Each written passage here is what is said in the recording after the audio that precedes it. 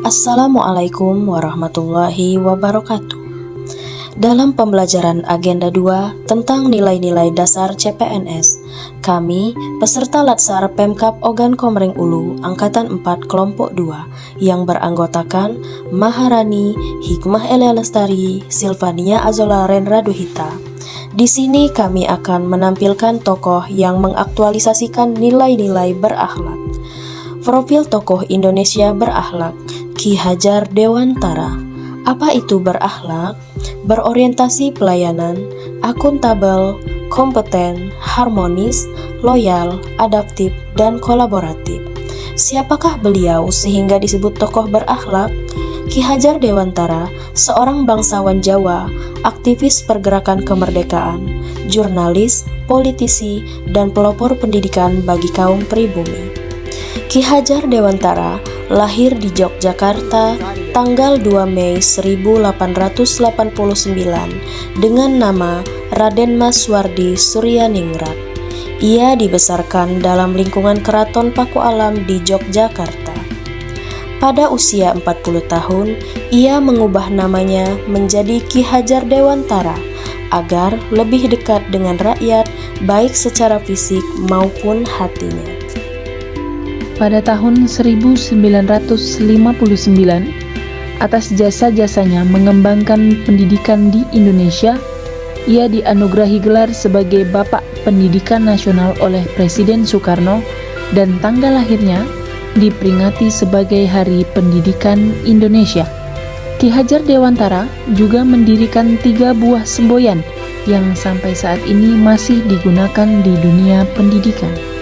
Ketiga semboyan itu adalah Ing Ngarso Sang Tulodo, Ing Madyo Mangunkarso, Tutwuri Handayani, yang berarti di depan memberi contoh, di tengah memberi semangat, di belakang memberi dorongan. Ketiga semboyan peninggalan Ki Hajar Dewantara ini kemudian menjadi semboyan dalam pendidikan Indonesia. Bahkan bagian dari semboyan ciptaannya, yaitu Tutwuri Handayani, menjadi bagian dari Kementerian Pendidikan dan Kebudayaan. Berakhlak versi Ki Hajar Dewantara. 1. Berorientasi pelayanan. Ki Hajar Dewantara bertekad mendidik kaum tertindas di Indonesia dengan cara mendirikan perguruan taman siswa untuk memberantas kebodohan bangsa. Ia juga berfokus pada kebutuhan anak didik dan mendorong kebaikan dari segi sistem pengajaran maupun karakter pengajar. 2.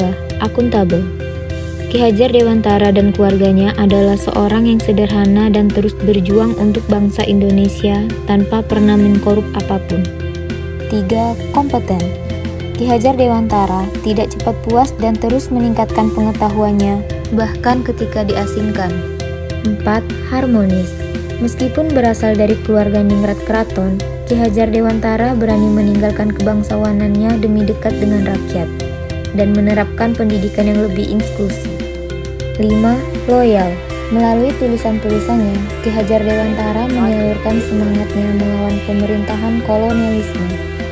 Tulisannya sangat inspiratif, tajam, dan juga komunikatif, sehingga membuat pembaca tergerak untuk memiliki semangat anti-kolonial. 6. Adaptif.